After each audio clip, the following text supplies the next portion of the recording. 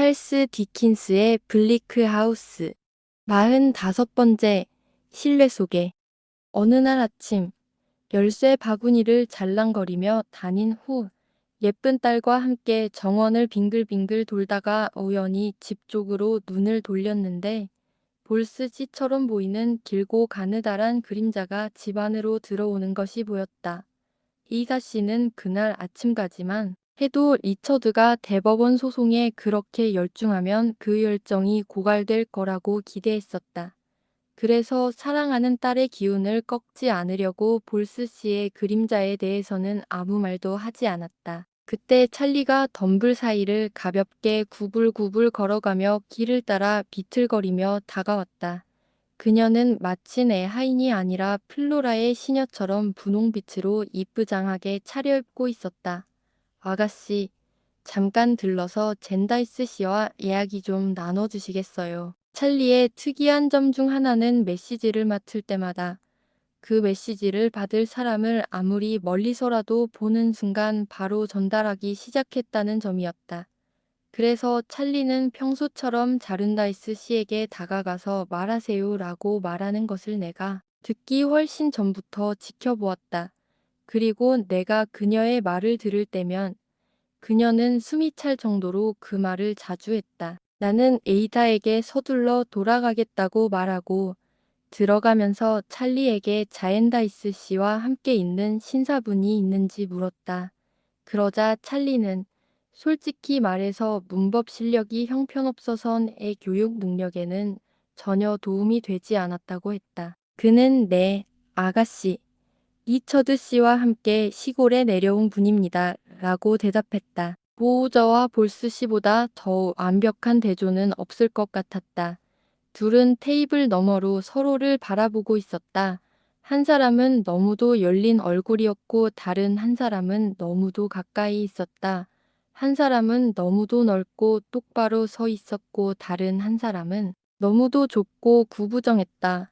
한 사람은 너무나 풍부하고 울리는 목소리로 말하고 싶었지만 다른 한 사람은 마치 물고기처럼 차갑고 숨 막히는 듯한 어조로 말을 삼켰다. 그래서 나는 그토록 비교할 수 없는 두 사람을 본 적이 없다고 생각했다. 볼스 씨 아시잖아요. 여보, 후견인이 말했다. 솔직히 말해서 그다지 예의 바른 태도는 아니었다. 볼스 씨는 평소처럼 장갑을 끼고 단추를 채워 일어서서 마차에서 리처드 옆에 앉았던 것처럼 다시 자리에 앉았다.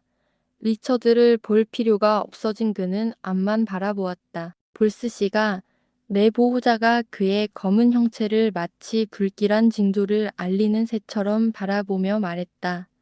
우리의 가장 불행한 릭에 대한 추악한 보고를 가져왔습니다. 마치 그 말이 볼스 씨와의 관계를 묘사하는 듯 가장 불행한이라는 말에 강한 강조를 두었다. 나는 그들 사이에 앉았다. 볼스 씨는 움직이지 않고 검은 장갑으로 노란 얼굴에 난 붉은 여드름 하나를 몰래 뜯어냈다. 릭과 당신은 행복한 친구 사이니까 어떻게 생각하시는지 알고 싶습니다. 내 보호자가 말했다. 여보, 당신 생각은 어떻습니까? 좀 더 말씀해 주시겠습니까? 볼스 씨. 볼스 씨는 그런 일은 전혀 하지 않고 이렇게 말했습니다.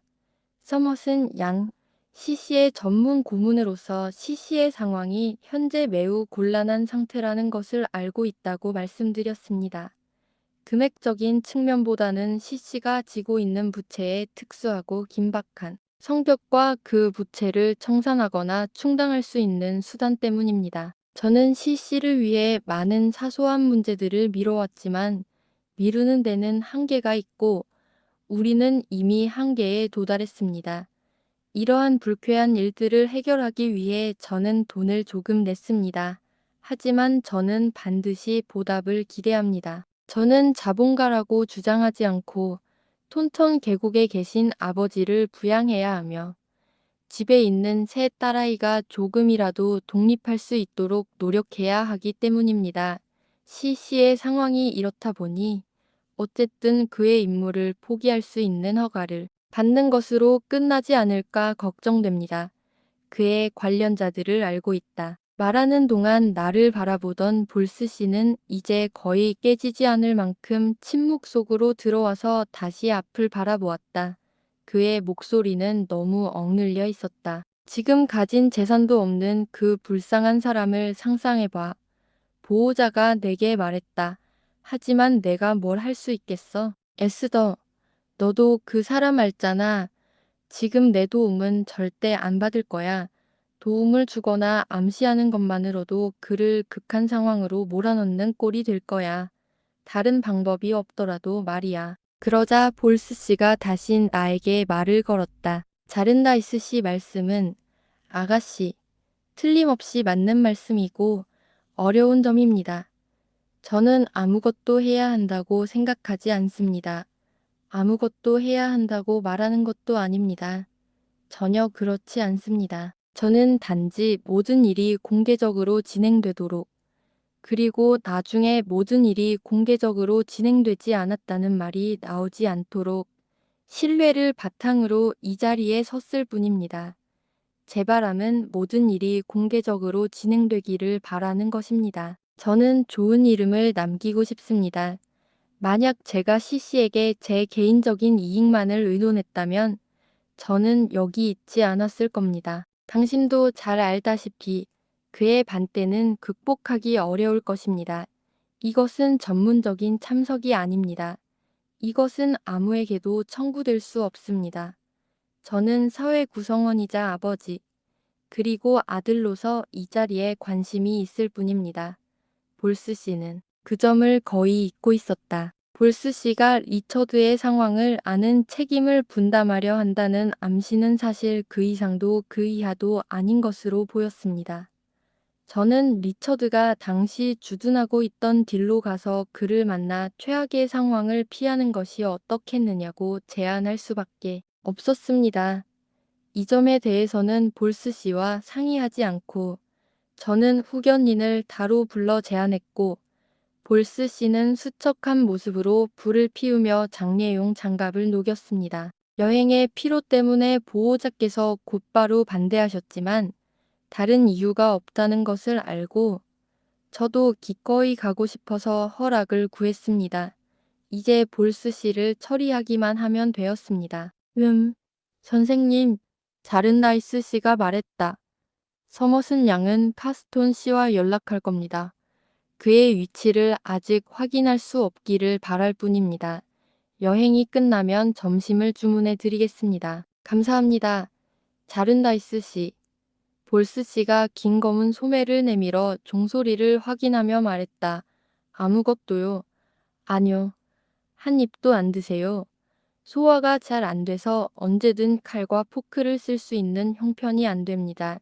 만약 이 시간에 고형식을 먹는다면 어떤 결과가 초래될지 모르겠습니다.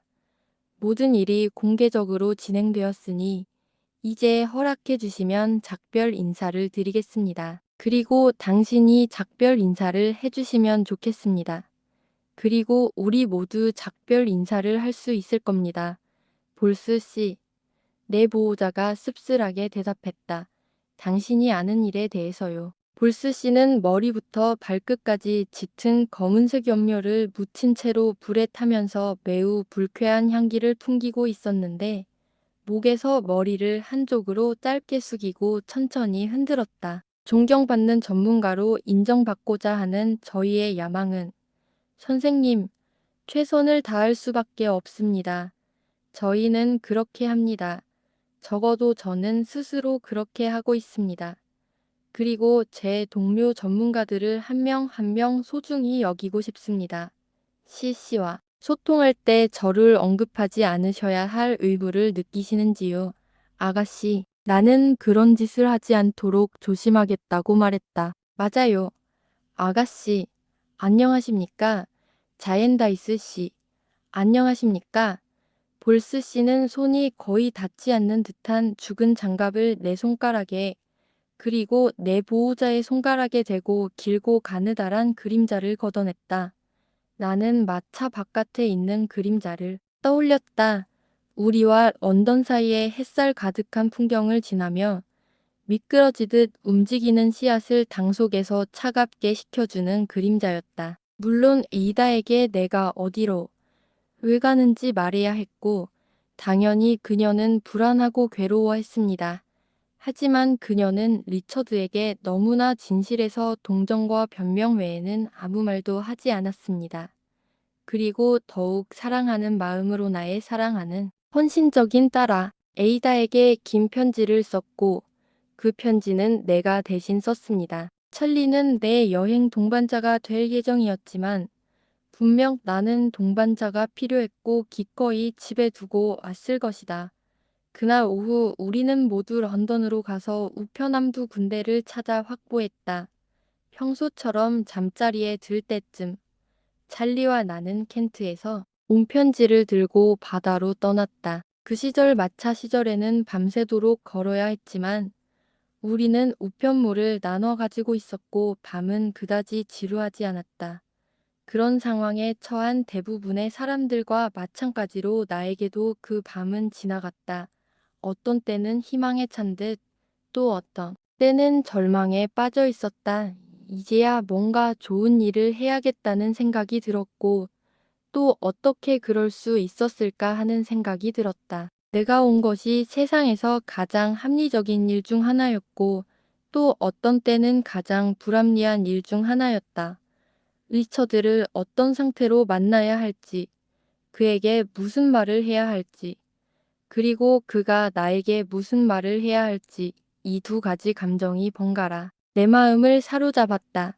마치 바퀴가 밤새도록 같은 곡조 후견인의 편지가 그 곡조에 맞춰져 있다를 반복하는 듯했다. 마침내 우리는 딜의 좁은 골목길에 들어섰는데 안개 자욱한 아침이라 거리는 매우 어두컴컴했다. 길고 평평한 해변에는 나무와 벽돌로 지은 작고 불규칙한 집들이 늘어서 있었고 캡스턴과 커다란 배, 창고, 태클과 블록이 달린 맨손으로 꼿꼿이 서 있는 장대, 풀과 잡초가 무성한 자갈투성이 황무지가 펼쳐져 있었다. 내가 본 어느 곳보다도 칙칙해 보였다. 바다는 짙은 흰 안개 속에서 거칠게 출렁이고 있었고 초창기 밧줄 제작자 몇 명 외에는 아무것도 움직이지 않았다. 그들은 실을 몸에 감고 마치 지금의 생활에 지친 듯 밧줄을 잡고 있는 듯했다. 하지만 훌륭한 호텔의 따뜻한 방에 들어가 편안하게 씻고 옷을 입고 이른 아침 식사를 하러 앉았을 때 잠자리에 들 생각은 너무 늦었기 때문에 길의 모습은 점점 밝아지기 시작했습니다. 우리의 작은 방은 마치 선실 같았고 찰리는 그것이 매우 기뻤습니다. 그때 안개가 커튼처럼 피어오르기 시작했고 우리가 가까이 있다는 사실조차 몰랐던 수많은 배들이 나타났습니다. 웨이터가 말했듯이 그때쯤에는 몇 척의 돛이 바다 한가운데 정박해 있었다는 사실은 알 수 없었습니다. 이 배들 중 일부는 규모가 컸습니다. 그중 하나는 방금 귀환한 커다란 인디아맨호였습니다. 구름 사이로 햇살이 비치며 어두운 바다의 은빛 웅덩이를 만들 때 해안에서 해안으로 해안에서 해안으로 배를 향해 떠나는 배들의 북적거림 속에서 배들이 바가지고 그림자를 들이우고 변화하는 모습은 그 자체로 그리고 주변 모든 것의 생명과 움직임 속에서 가장 아름다웠습니다. 커다란 인디아메노는 밤에 둑길로 들어왔기에 우리의 큰 관심사였습니다. 배들에 둘러싸여 있었는데 우리는 배에 탄 사람들이 육지에 도착해서 얼마나 기쁠지 이야기했습니다. 찰리도 그 항해와 인도의 더위, 뱀과 호랑이에 대해 호기심이 많았습니다. 그녀가 문법보다 훨씬 빨리 그런 정보를 습득했기에 저는 그 점에 대해 제가 아는 바를 그녀에게 말해 주었습니다. 또한 그런 항해를 하는 사람들이 때때로 난파되어 바위에 부딪히기도 하는데 한 사람의 용감무쌍함과 인간미 덕분에 구조되었다는 사실도 이야기했습니다. 찰리가 어떻게 그럴 수 있냐고 묻자 저는 우리가 어떻게 그런 사건을 알고 있었는지 말해 주었습니다. 리처드에게 내가 거기 있다는 쪽지를 보낼까 생각했지만 준비 없이 가는 게 훨씬 나을 것 같았다. 그가 막사에 살고 있어서 그럴 수 있을지 조금 의구심이 들었지만 정차를 하러 나갔다. 막사 마당 문을 살짝 들여다보니 아침 무렵이라 주변이 아주 조용했다. 나는 그가 사는 곳의 경비실 계단에 서 있던 경사에게 물었다.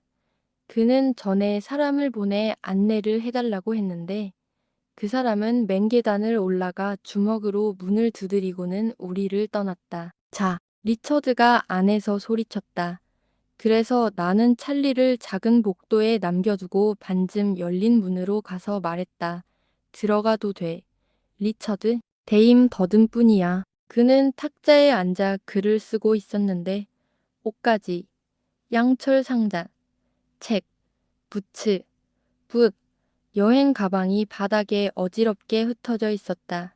그는 옷을 반쯤 입고 있었다. 내가 보기에 제복은 입지 않은 평범한 옷차림이었고 머리는 빗질도 하지 않은 채 방 안처럼 거칠어 보였다. 그가 나를 진심으로 환영하고 내가 그의 옆에 앉았을 때 나는 이 모든 것을 알게 되었다. 그는 내 목소리를 듣자마자 깜짝 놀라 나를 품에 안았기 때문이다. 사랑하는 리처드. 그는 언제나 아에게 한결같았다. 아, 가엾고 불쌍한 친구. 끝까지 그는 나를 맞아준 적이 없었다. 예전에 쾌활한 소년다운 태도를 조금 보였을 뿐이었다. 맙소사, 내 사랑하는 아가씨. 그가 말했다. 어떻게 여기 오셨어요? 누가 당신을 볼 생각을 했겠어요? 아무 일도 없으세요? 에이다도 잘 지내시죠? 좋아. 그 어느 때보다 사랑스러워. 리처드. 아, 그는 의자에 기대 앉으며 말했다. 불쌍한 내 사촌. 너한테 편지를 쓰고 있었어. 에스더. 그는 잘생긴 젊음의 충만함 속에서도 몹시 지치고 수척해 보였고 의자에 기대앉아 손에 든 빽빽하게 쓰여진 종이를 구겨 넣었습니다. 그 많은 글을 다 쓰셨는데 제가 읽어서는 안 되는 겁니까? 내가 물었다. 오, 여보. 그는 희망 없는 손짓으로 대답했다. 방 안에서 다 읽을 수 있어요. 여기 다 있어요. 나는 그에게 낙담하지 말라고 부드럽게 간청했다. 우연히 그가 어려움에 처해 있다는 소식을 듣고 어떻게 하면 가장 좋을지 상의하러 왔다고 말했다. 에스더, 너랑 비슷하지만 쓸모없어. 그래서 너랑은 다르구나. 그가 우울한 미소를 지으며 말했다. 오늘은 휴가를 냈어. 1시간쯤 있으면 갔어야 했는데 그건 내 배신을 만회하기 위한 거야. 자, 지난 일은 지나간 일로 하자. 그러니 이 소명은 나머지에 뒤따르는 거야. 나는 교회에 다녔더라면 온갖 직업을 다 겪어봤을 뿐이야. 리처드, 내가 재촉했다.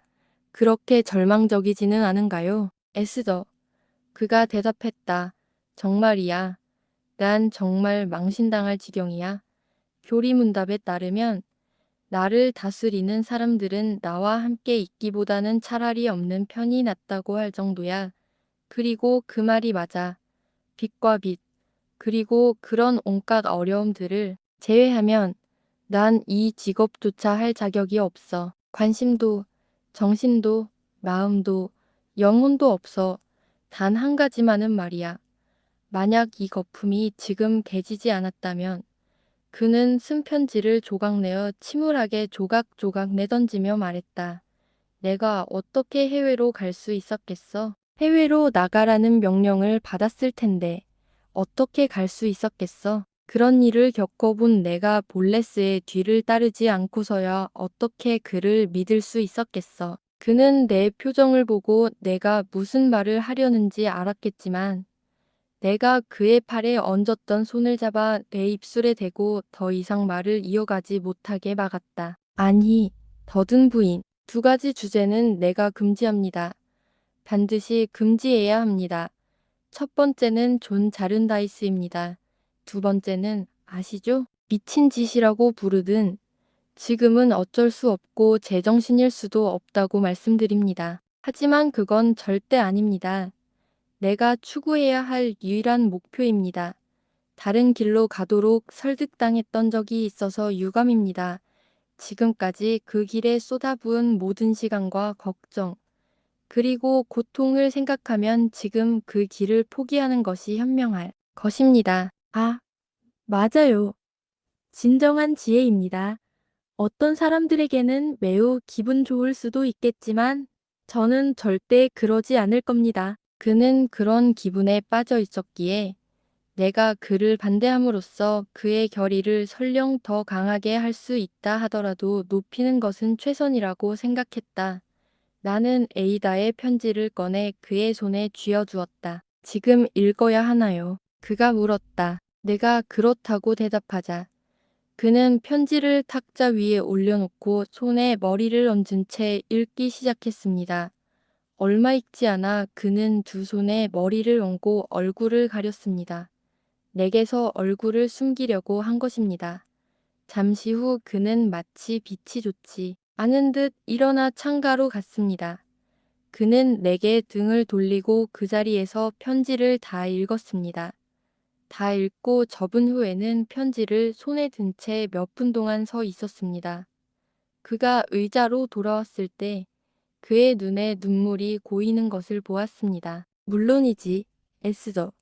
그녀가 여기서 뭐라고 썼는지 알아. 그는 부드러운 목소리로 말하며 편지에 입을 맞추면 아에게 물었다. 그렇죠, 리차드. 그는 바닥에 발을 두드리며 말을 이었다. 그녀가 곧 받게 될 작은 유산을 내게 주겠다고 하더군요. 내가 낭비한 것만큼이나 많고 적은 유산이죠. 그리고 그 유산을 받아서 바르게 살고 계속 봉사하라고 간청하고 기도합니다. 당신의 안녕이 그녀의 가장 간절한 소원이라는 걸 알아요. 내가 말했다. 그리고 오, 사랑하는 리처드, 에이다의 마음은 고귀하셔요. 그럴 거예요. 나난 죽었으면 좋겠어요. 그는 창문으로 돌아가 팔을 창문에 얹고 머리를 팔에 기댔다. 그의 그런 모습을 보니 마음이 아팠지만 그가 좀 더 순응해 주기를 바라며 침묵을 지켰다. 내 경험은 매우 제한적이었다. 그가 이 감정에서 깨어나 새로운 상처로 다가올 줄은 전혀 예상하지 못했다. 그리고 이것이 바로 우리 사이에 언급할 필요가 없는 바로 그 존 자엔다이스라는 자가 나를 떠나려고 개입한 마음입니다. 그가 붕괴하며 말했다. 그리고 그 사랑하는 여인이 바로 그 존 자엔다이스의 집에서 그리고 바로 그 존 자엔다이스의 호의적인 동의와 묵인하에 감히 바라건대 나를 매수하기 위한 새로운 수단으로 이런 관대한 제안을 하는군요. 리처드, 나는 황급히 일어서며 소리쳤다. 그런 부끄러운 말은 절대 안 할 거야. 난생 처음으로 그에게 몹시 화가 났지만 그것도 잠시뿐이었다. 그의 늙고 앳된 얼굴이 마치 미안하다는 듯 나를 바라보는 것을 보자. 나는 그의 어깨에 손을 얹고 말했다. 리처드, 제발 그런 어조로 말하지 마. 좀 생각해봐. 그는 자신을 몹시 탓하며 아주 관대한 어조로 자기가 크게 잘못했다고 1000번이나 용서를 구했다고 말했습니다. 그 말에 저는 웃었지만 동시에 약간 떨렸습니다. 너무 흥분해서 오히려 마음이 아팠기 때문입니다. 사랑하는 에스더, 이 제안을 받아들이다니. 그가 내 옆에 앉아 대화를 이어가며 말했다. 다시 한번. 제발, 제발 용서해줘. 정말 마음이 아프다. 사랑하는 사촌의 제안을 받아들이는 건 말할 필요도 없이 불가능한 일이야. 게다가 자네에게 보여줄 편지와 서류들이 있는데 그걸 보면 자네가 모든 게 여기 있다는 걸 확신할 수 있을 거야. 붉은 코트는 이제 그만뒀어. 정말이야. 하지만 이런 어려움과 난관 속에서도 내 이익을 위해 에이다의 이익을 위해 노력하고 있다는 사실이 어느 정도 만족스럽다. 볼스는 어깨를 으쓱하며 다행히 나만큼이나 에이다를 위해서도 그렇게 하도록 부추기고 있네. 그의 낙관적인 희망이 그의 내면에서 솟아올라 그의 얼굴을 밝게 했지만 그 희망 때문에 그의 얼굴은 전보다 더 슬퍼 보였다. 안 돼, 안 돼. 리처드가 의기양양하게 소리쳤다. 이자의 얼마 안 되는 재산을 한 푼도 남김없이 다 내 것이라 해도 내가 부적격하고 관심도 없고 실증 나는 일에 나를 붙잡아 두는 데 써서는 안 돼. 더 나은 수익을 약속하는 일에 그녀가 더 큰 지분을 가진 곳에 써야 해.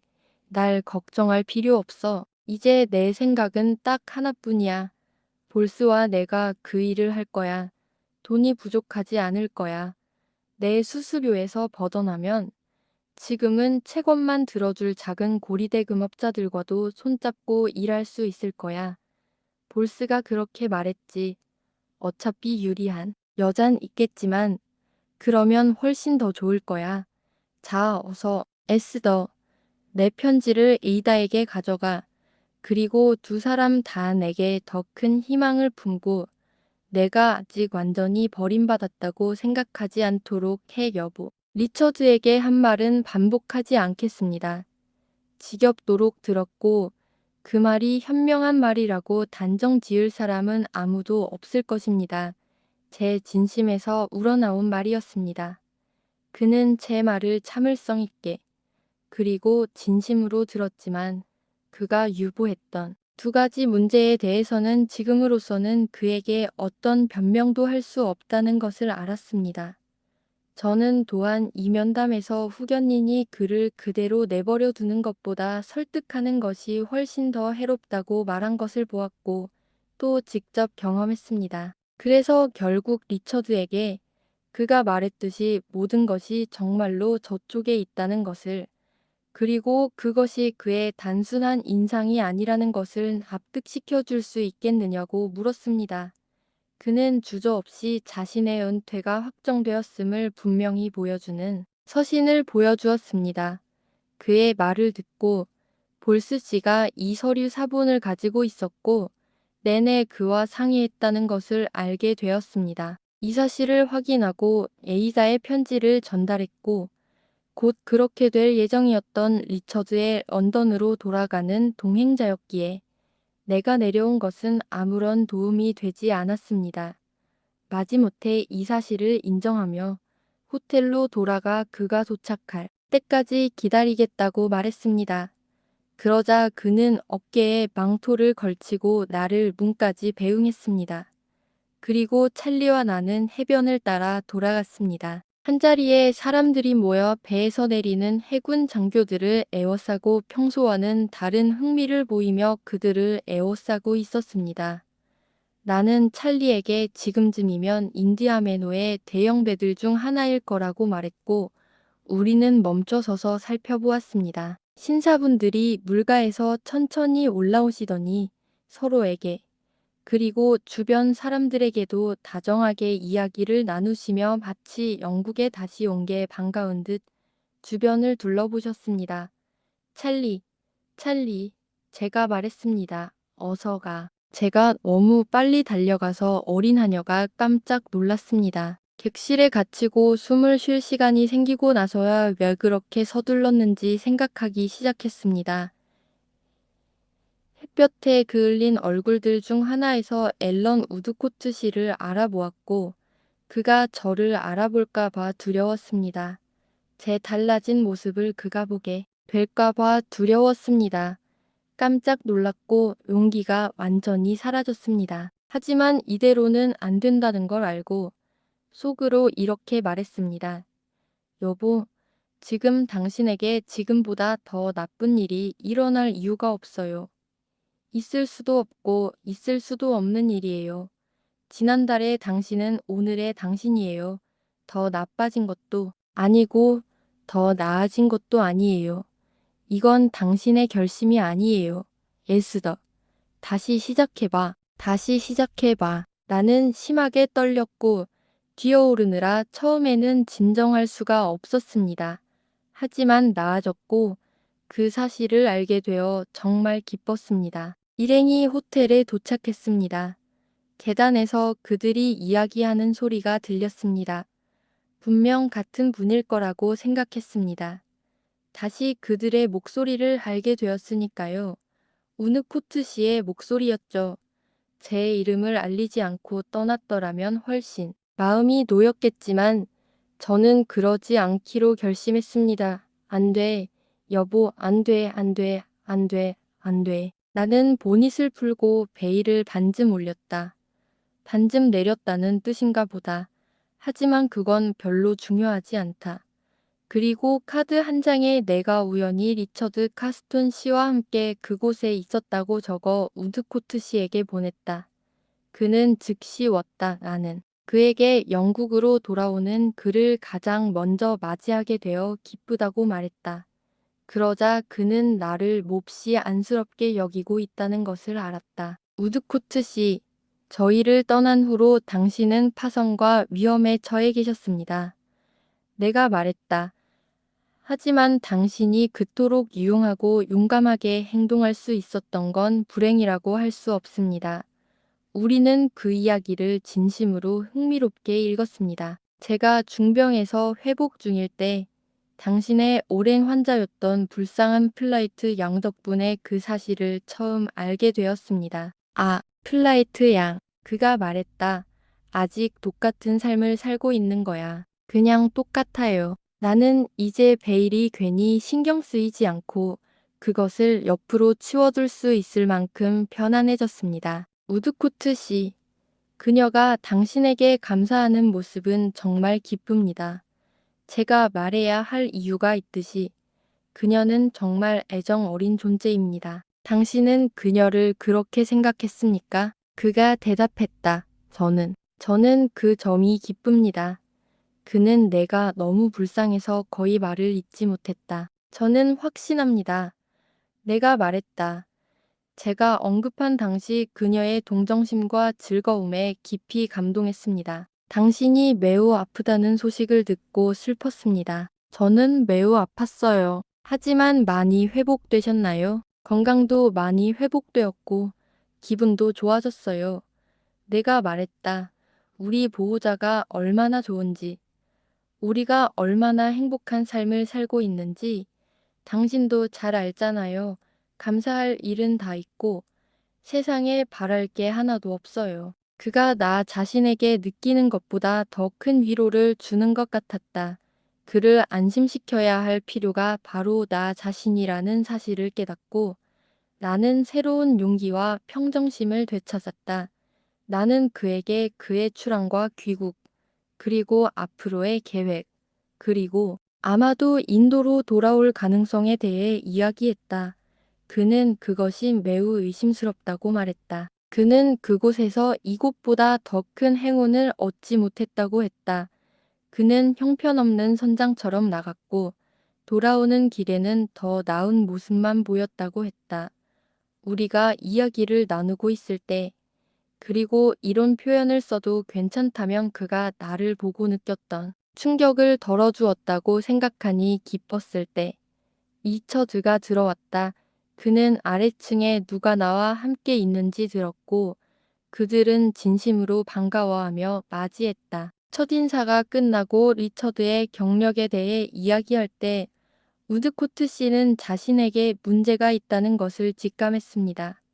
그는 마치 고통스러운 무언가가 있는 듯 그의 얼굴을 자주 흘끗 보았고 마치 내가 진실을 알고 있는지 확인하려는 듯 한 번 이상 저를 쳐다보았습니다. 그럼에도 리처드는 평소처럼 낙관적인 상태였고 기분이 좋았으며 항상 좋아했던 우드코트 씨를 다시 만나 매우 기뻤습니다. 리처드는 우리 모두 함께 런던으로 가자고 제안했지만 우드코트 씨는 배에 좀 더 머물러야 했기에 우리와 함께 할 수 없었습니다. 하지만 그는 이른 시간에 우리와 함께 저녁을 먹었고 예전처럼 훨씬 더 젊어져서 그의 후회를 누그러뜨릴 수 있었다는 생각에 마음이 한결 편해졌습니다. 하지만 그의 마음은 리처드 때문에 편안해지지 않았습니다. 마차가 거의 준비되고 리처드가 짐을 챙기러 내려왔을 때 그는 나에게 리처드에 대해 이야기했습니다. 그의 이야기를 전부 공개할 권리가 있는지 확신할 수는 없었지만 저는 그가 자엔다이스 씨와 소원해진 사실과 불운한 대법원 소송에 연루된 사실을 몇 마디로 언급했습니다. 우드코트 씨는 관심 있게 경청하며 유감을 표했습니다. 당신이 그를 아주 주의 깊게 관찰하는 걸 봤어요. 내가 물었다. 그가 그렇게 변했다고 생각하세요? 그는 변했어요. 그는 고개를 저으며 대답했다. 처음으로 얼굴에 피가 솟구치는 것을 느꼈지만 그건 순식간의 감정일 뿐이었다. 고개를 돌리자 그 감정은 사라졌다. 그의 나이가 훨씬 더 어리거나 더 마르거나 뚱뚱하거나 더 창백하거나 붉어졌다는 사실보다는 얼굴에 그렇게 독특한 표정이 있다는 게 더 맞는 것 같습니다. 젊은 사람에게서 그렇게 놀라운 표정을 본 적이 없습니다. 불안이나 피로 때문이라고만 할 수는 없지만 둘 다이며 마치 성숙하지 못한 절망과 같습니다. 그가 아프다고 생각하지 않아요. 내가 말했다. 아니요.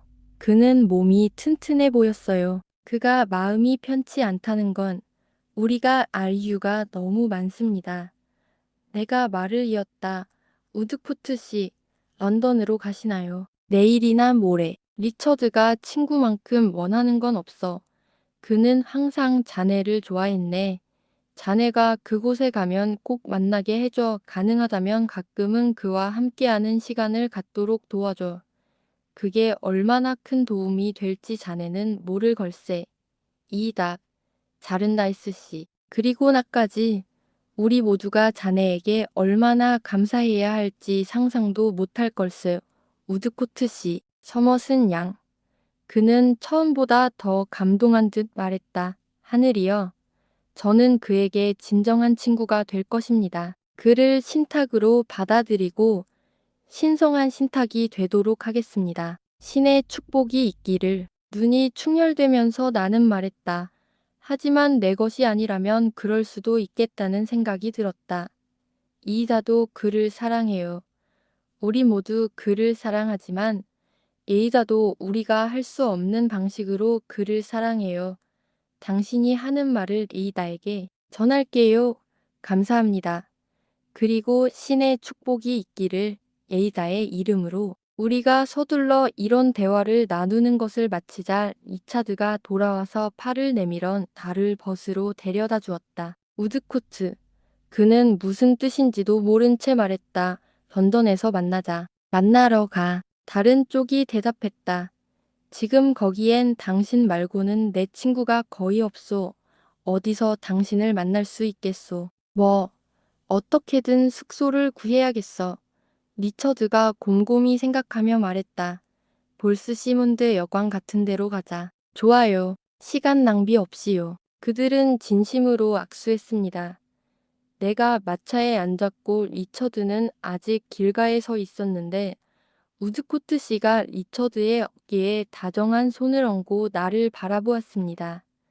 나는 그의 말을 알아듣고 감사의 표시로 손을 흔들었습니다. 그리고 우리가 차를 몰고 떠나던 그의 마지막 눈빛에서 나는 그가 나를 몹시 안쓰럽게 보고 있다는 것을 알았다. 그 모습을 보니 기뻤다. 마치 죽은 사람들이 이 풍경을 다시 마주할 때 느낄 법한 옛 내 모습에 대한 애틋한 마음이 느껴졌다. 누군가 나를 따뜻하게 기억해주고 다정하게 동정해주고 완전히 잊혀지지 않아서 기뻤다. 다음 영상에서 46번째 이야기가 이어집니다.